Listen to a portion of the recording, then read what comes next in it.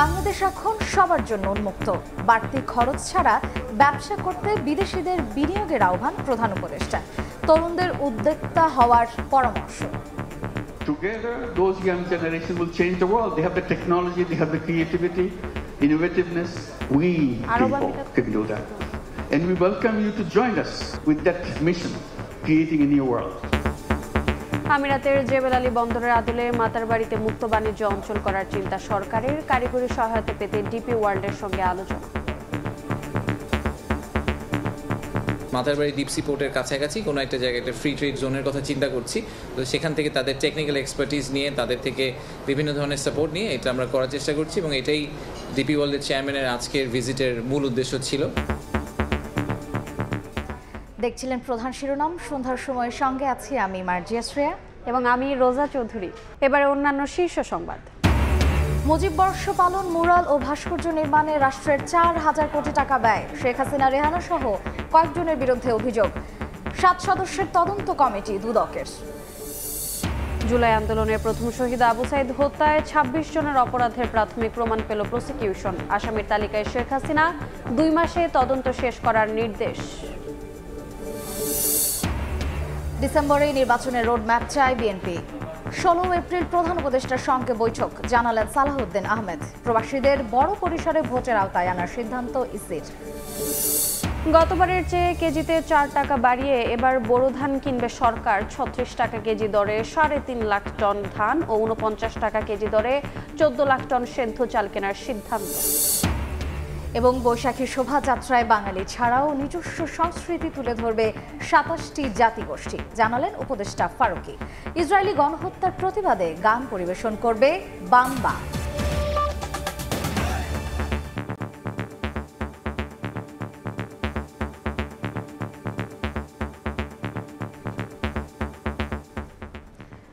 বিনিয়োগের জন্য বাংলাদেশ এখন সবার জন্য উন্মুক্ত উল্লেখ করে বাড়তি খরচ ছাড়া ব্যবসা করতে বিদেশিদের বিনিয়োগের আহ্বান জানালেন প্রধান উপদেষ্টা ডক্টর মোহাম্মদ ইউনুস।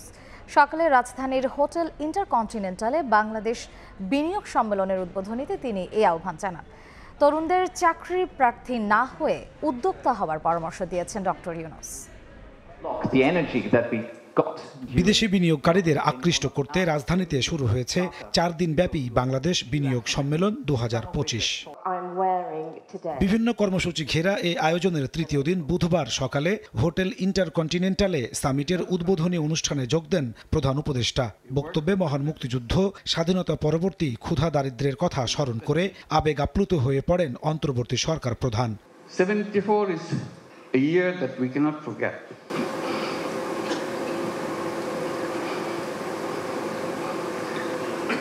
বিনিয়োগের জন্য বাংলাদেশ এখন সবার জন্য উন্মুক্ত উল্লেখ করে বিদেশিদের বাংলাদেশে নির্দ্বিধায় ব্যবসা করার আহ্বান জানান প্রধান উপদেষ্টা। Where you're wide, we're open, we embrace the world. So if you want to make a business with a purpose, along with the business that we do, Bangladesh is the place. It has very powerful, crazy ideas and made them happen. So we invite you to join that crowd. Not only change Bangladesh by your business, change the world. তরুণদের চাকরি প্রার্থী না হয়ে উদ্যোক্তা হওয়ার আহ্বান জানিয়ে doctor Yunus বলেন, তথ্য প্রযুক্তি ও উদ্ভাবনী চিন্তার মাধ্যমে বাংলাদেশকে এগিয়ে নিয়ে যাবে তরুণ প্রজন্ম। The young people get excited about it. Because all of you are entrepreneurs, not job seekers. Think like an entrepreneur, make things happen. Together, those young generation will change the world. They have the technology, they have the creativity, innovativeness, and problem-solving ideas. বাংলাদেশে বিনিয়োগে অসামান্য অবদান রাখায় Korean বিনিয়োগকারী কিহাং সাংকে সম্মানসূচক নাগরিকত্ব তুলে দেন প্রধান উপদেষ্টা। আর ব্যবসায় অসামান্য অবদানের জন্য ফেব্রিক লাগবে ওয়ালটন, বিকাশ, স্কয়ার ফার্মাসিউটিক্যালসকে দেয়া হয় excellency investment award. Korean export processing জোনকে দেয়া হয় বিশেষ সম্মাননা। নাজমুস সালিহি, সময় সংবাদ, ঢাকা। আমিরাতের জেবেল আলী বন্দরের আদলে মাতারবাড়িতে মুক্ত বাণিজ্য অঞ্চল করার চিন্তা করছে সরকার। কারিগরি সহায়তা পেতে ডিপি ওয়ার্ল্ডের সঙ্গে আলোচনার কথা জানালেন বিডার নির্বাহী চেয়ারম্যান চৌধুরী আশিক মাহমুদ। ঢাকায় বিনিয়োগ সম্মেলনের তৃতীয় দিন শেষে তিনি আরও জানান, চীনা কোম্পানি হাঙ্গার গ্রুপের সঙ্গে $150 মিলিয়ন চুক্তি স্বাক্ষর হয়েছে। আমরা ফ্রি ট্রেড জোনের দিকে চলে যাব। জেবেল আলী পোর্ট বলে একটা পোর্ট আছে ইউএইতে, যেটা ইউএইর ইকোনমির প্রায় 25% কন্ট্রিবিউট করে। সো সেই পোর্টটার মতো করে আমরা এরকম আমাদের মাথারবাড়ি ডিপসি পোর্টের কাছাকাছি কোনো একটা জায়গায় একটা ফ্রি ট্রেড জোনের কথা চিন্তা করছি। তো সেখান থেকে তাদের টেকনিক্যাল এক্সপার্টিস নিয়ে, তাদের থেকে বিভিন্ন ধরনের সাপোর্ট নিয়ে এটা আমরা করার চেষ্টা করছি, এবং এটাই ডিপি ওয়ার্ল্ডের চেয়ারম্যানের আজকের ভিজিটের মূল উদ্দেশ্য ছিল। ভারতের মাটি ব্যবহার করে তৃতীয় কোনো দেশে পণ্য রফতানি করতে পারবে না বাংলাদেশ। স্থানীয় সময় মঙ্গলবার ভারতের Central Board of Indirect Taxes and কাস্টমসের বিজ্ঞপ্তির বরাতে এ তথ্য জানিয়েছে দেশটির সরকারি বার্তা সংস্থা পিটিআই। বিজ্ঞপ্তিতে বলা হয়, অন্য দেশে পণ্য রফতানিতে ভারতের স্থল ও বিমানবন্দর ব্যবহার করতে পারবে না বাংলাদেশ। ইন্ডিয়ান এক্সপ্রেসের প্রতিবেদনে বলা হয়েছে, দেশটির সীমান্ত পেরিয়ে বাংলাদেশি পণ্যবাহী কন্টেইনার ও ট্রাকও অন্য দেশে যেতে দেওয়া হবে না। মোদী প্রশাসনের এমন সিদ্ধান্তে নেপাল, ভুটান এবং মিয়ানমারের সঙ্গে বাংলাদেশের বাণিজ্যে নেতিবাচক প্রভাব পড়তে পারে। এর আগে 2020 সালের 29 জুন বাংলাদেশকে এই সুবিধা দিয়েছিল ভারত। মুজিব বর্ষ পালন, মুরাল ও ভাস্কর্য নির্মাণের নামে রাষ্ট্রের 4,000 কোটি টাকা ব্যয়। শেখ হাসিনা ও তার বোন রেহানার বিরুদ্ধে অভিযোগ খতিয়ে দেখছে দুদক। তথ্য সংগ্রহে বিভিন্ন দফতরে চিঠি পাঠিয়েছে এ বিষয়ে গঠিত 7 সদস্যের কমিটি। সম্মান প্রদর্শনের জন্য বিনীত অনুরোধ। 2020 সালে ব্যাপক আয়োজনে মুজিব জন্মশতবর্ষ পালন করে আওয়ামী লীগ সরকার।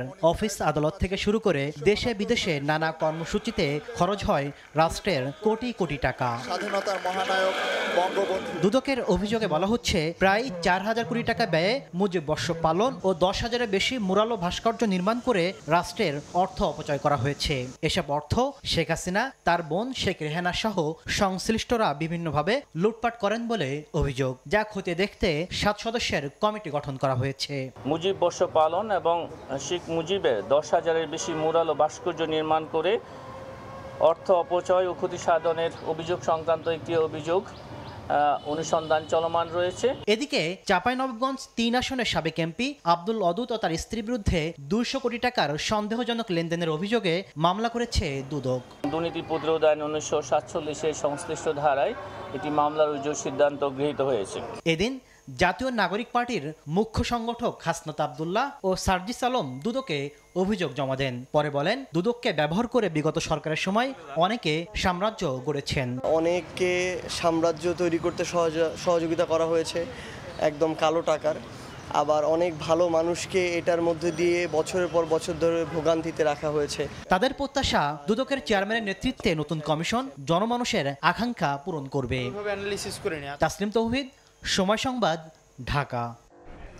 জুলাই আন্দোলনের প্রথম শহীদ আবু সাইদ হত্যায় 26 জনের অপরাধের প্রাথমিক প্রমাণ মিলেছে। আসামির তালিকায় থাকছে শেখ হাসিনার নাম। ট্রাইব্যুনালের প্রসিকিউশন এ তথ্য জানিয়েছে। এ মামলায় 4 আসামিকে গ্রেফতার দেখিয়ে কারাগারে পাঠানো হয়েছে। শেখ হাসিনার পতনের পর আবু সাইদকে হত্যার ঘটনায় মামলা করে পরিবার। 13 জানুয়ারি আন্তর্জাতিক অপরাধ ট্রাইব্যুনালেও আরেকটি অভিযোগ জমা দেন তারা। সেই মামলার তদন্ত একেবারে শেষ পর্যায়ে বলে ট্রাইব্যুনালকে জানালো প্রসিকিউশন, যেখানে 26 জনের বিরুদ্ধে অপরাধের প্রাথমিক প্রমাণ মিলেছে। প্রধান আসামি হিসেবে থাকছে শেখ হাসিনার নাম। ওনার ইনভেস্টিগেশনে অনেক ঘটনাই ঘটেছে, তদন্তে আসবে। এই মামলার সাথে সম্পৃক্ততা থাকলে তিনি আসামি হবেন। আর এই মামলাতে এই ধরনের আইসিটির মামলায় আপনারা জানেন যে একাধিক আসামি, একাধিক বিচার হতে কোনো বাধা নাই। তদন্তে এখন পর্যন্ত আমরা 26 জনের নাম পেয়েছি, কিছু তদন্ত বাকি আছে। সেই তদন্তে যদি আরও কারো নাম আসে পরের রিপোর্টে থাকবে। আর একজন সুজন চন্দ্র রায়, আর একজন শরীফুল ইসলাম এবং আর একজন হচ্ছেন মোহাম্মদ ইমরান চৌধুরী। ট্রাইব্যুনাল সন্তুষ্ট চিত্তে তাদেরকে এই মামলায় গ্রেপ্তার দেখিয়ে জেল হাজতে প্রেরণ করেছে। ডিসেম্বরের মধ্যে নির্বাচনের সুনির্দিষ্ট রোডম্যাপ চাইতে আগামী 16 এপ্রিল প্রধান উপদেষ্টার সঙ্গে বৈঠক করবে বিএনপি। দলটির স্থায়ী কমিটির সদস্য সালাউদ্দিন আহমেদ বিষয়টি নিশ্চিত করেছেন। তিনি জানিয়েছেন, আলোচনার ওপরই নির্ভর করবে পরবর্তী করণীয় কি। গণঅভ্যুত্থান পরবর্তী রাষ্ট্র সংস্কারের সব দলের মতের ভিত্তিতে গঠন করা হয় 6টি সংস্কার কমিশন। আর এই কমিশনগুলোর প্রস্তাবনায় গঠন হয় জাতীয় ঐক্যমত কমিশন, যারা সব রাজনৈতিক দলের মতামত নিয়েছে সংস্কার বাস্তবায়নে। যেখানে সংবিধান ও রাষ্ট্র পরিচালনা সহ 6টি সংস্কার প্রস্তাবের উপর নিজেদের মতামত দিয়েছে বিএনপি। তবে বিএনপি বলছে সংবিধানের ৫ম সংশোধনীর পূর্ববর্তী অবস্থায় ফিরতে তারা পরামর্শ দিয়েছে জাতীয় ঐক্যমত্য কমিশনকে। গুলশানে বিএনপি চেয়ারপারসনের কার্যালয়ে সাংবাদিকদের এই কথা জানান দলটির স্থায়ী কমিটির সদস্য সালাউদ্দিন আহমেদ। আমরা সংবিধানের প্রস্তাবনার কি চাই সেটা উল্লেখ করেছি যে ৫ম সংশোধনী পূর্ববর্তী অবস্থা বহাল চাই। তার ত্রয়োদশ চতুর্দশ সংশোধনীতে যা ছিল এখন সেটার মধ্যে আছে মহান আল্লাহর উপর আস্থা, বিশ্বাস, জাতীয়তাবাদ, গণতন্ত্র, সমাজতন্ত্র অর্থাৎ সামাজিক ও অর্থনৈতিক ন্যায় বিচার, সেটা আমরা বহাল চেয়েছি এবং সেই প্রিয়াম্বলের সেই প্রস্তাবনার পুরোটা আমরা ওইভাবেই জবাব দিয়েছি যে আমরা এটা চাই। ডিসেম্বরের মধ্যেই নির্বাচনের সুনির্দিষ্ট রোডম্যাপ চাইতে আগামী ১৬ এপ্রিল প্রধান উপদেষ্টার সঙ্গে বিএনপি সাক্ষাৎ করবে বলে জানান সালাউদ্দিন আহমেদ। আমরা মাননীয় প্রধান উপদেষ্টার কাছে সুনির্দিষ্টভাবে আগামী জাতীয় সংসদ নির্বাচনের জন্য ডিসেম্বরের আগে একটা রোডম্যাপ অবশ্যই আমরা চাইব, যাতে উনি ক্লিয়ারলি জাতির সামনে যথাযথ প্রক্রিয়ায় উপস্থাপন করেন, যাতে জাতির মধ্যে যে একটা অনিশ্চিত অস্থিরতা ভাব আছে এবং রাজনীতির মধ্যে একটা স্থিতিশীলতা আসে, অর্থনৈতিক কর্মকাণ্ডে যাতে একটা গতিশীলতা আসে। থাইল্যান্ডে ভারতের প্রধানমন্ত্রী নরেন্দ্র মোদীর সঙ্গে ডক্টর মোহাম্মদ ইউনূসের বৈঠকে জন আকাঙ্ক্ষার প্রতিফলন হয়েছে বলেও মন্তব্য করেন বিএনপির এই নেতা। একটা রোডম্যাপ অবশ্যই আমরা চাইব। আহমেদ সালেহীন, সময় সংবাদ, ঢাকা। আগামী জাতীয় নির্বাচনে প্রবাসীদের বড় পরিসরে ভোটের আওতায় আনার সিদ্ধান্ত নিয়েছে নির্বাচন কমিশন। থাকবে অনলাইনে নিবন্ধন প্রক্রিয়ার সুযোগ। ভোট গ্রহণের জন্য রাখা হবে একাধিক পদ্ধতি। সকালে নির্বাচন ভবনে সংবাদ সম্মেলনে এ তথ্য জানান কমিশনার আবুল ফজল মোহাম্মদ সালাউল্লাহ। বলেন, প্রবাসীদের ভোটের আওতায় আনতে গঠিত হচ্ছে পর্যালোচনা কমিটি। প্রক্সি ভোট নিয়ে ইসি আগের অবস্থানেই আছে বলেও জানান তিনি। আগামী জাতীয় নির্বাচনে প্রবাসীদের বড় পরিসরে ভোট দেওয়ার সুযোগ করে দিতে বিশেষজ্ঞদের মতামত জানতে মঙ্গলবার এক কর্মশালার আয়োজন করে নির্বাচন কমিশন। এতে প্রবাসীদের ভোটদানের 3টি পদ্ধতি নিয়ে বিশেষজ্ঞদের মতামত চাওয়া হয়। সবগুলো পদ্ধতি নিয়েই পক্ষে বিপক্ষে মতামত উঠে আসে।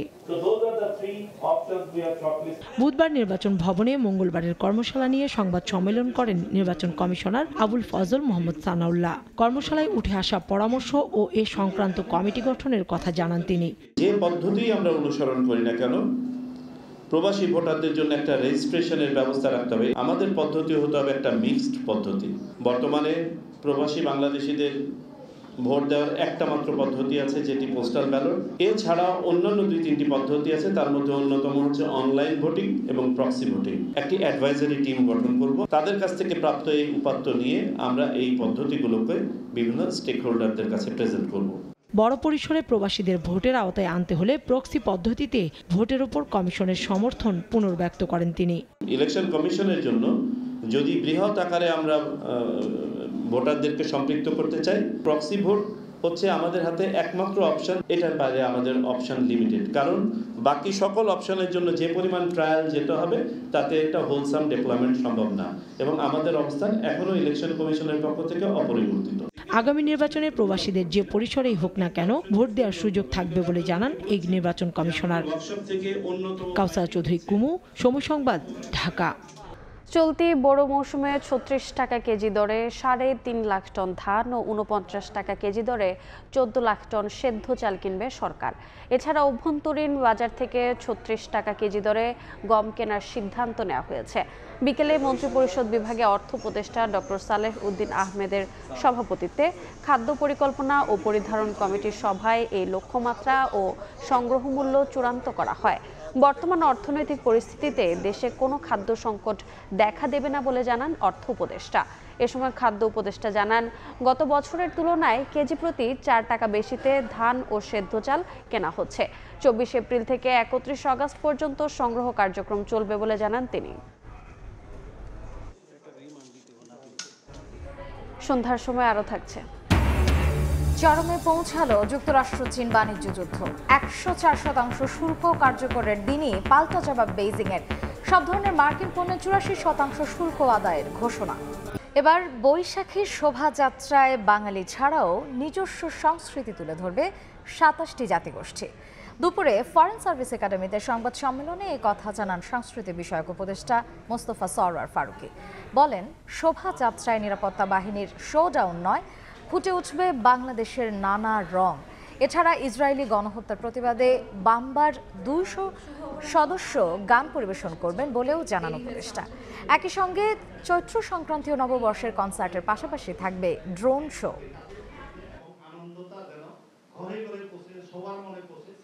নববর্ষের দিনের একটা বড় আয়োজন আমরা জানি শোভাযাত্রা। সেই শোভাযাত্রা এবার বাঙালি বাদে 27টা জনগোষ্ঠী অংশগ্রহণ করছে।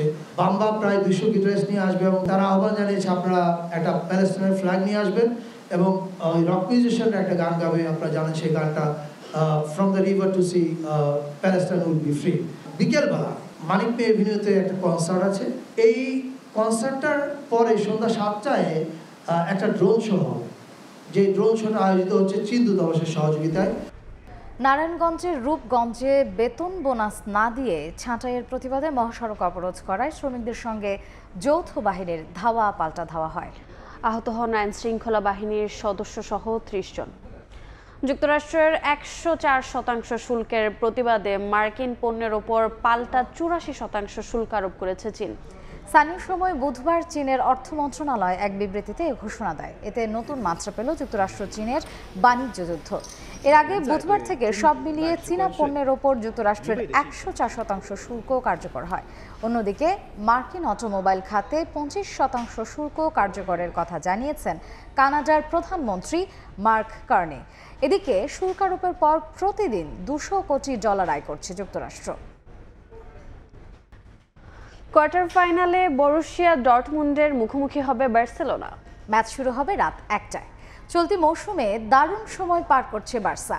লা লিগার সঙ্গে চ্যাম্পিয়ন্স লিগেও আছে দুর্দান্ত ছন্দে। এবার কাতালানদের সামনে জার্মান ক্লাব বরুশিয়া ডর্টমুন্ড। শেষ 22 ম্যাচ অপরাজিত হ্যান্সি ফ্লিকের দল। যদিও এই ম্যাচে চোটের কারণে দানি ওলমো সহ বেশ কয়েকজনকে পারে না বার্সা। ইনজুরি সমস্যা আছে ডর্টমুন্ডেরও। এ পর্যায়ে শীর্ষ সংবাদগুলো জানিয়ে দিচ্ছে আরেকবার। বিনিয়োগের জন্য বাংলাদেশ সবার জন্য উন্মুক্ত, বাড়তি খরচ ছাড়া ব্যবসা করতে বিনিয়োগের আহ্বান প্রধান উপদেষ্টার। মাতারবাড়িতে মুক্ত বাণিজ্য অঞ্চল করার চিন্তা সরকারের। এবং মুজিব বর্ষ পালন, মুরাল ও ভাস্কর্য নির্মাণে রাষ্ট্রের 4000 কোটি টাকা ব্যয়। শেখ হাসিনা, রেহানা সহ কয়েকজনের বিরুদ্ধে অভিযোগ। 7 সদস্যের তদন্ত কমিটি দুদকের।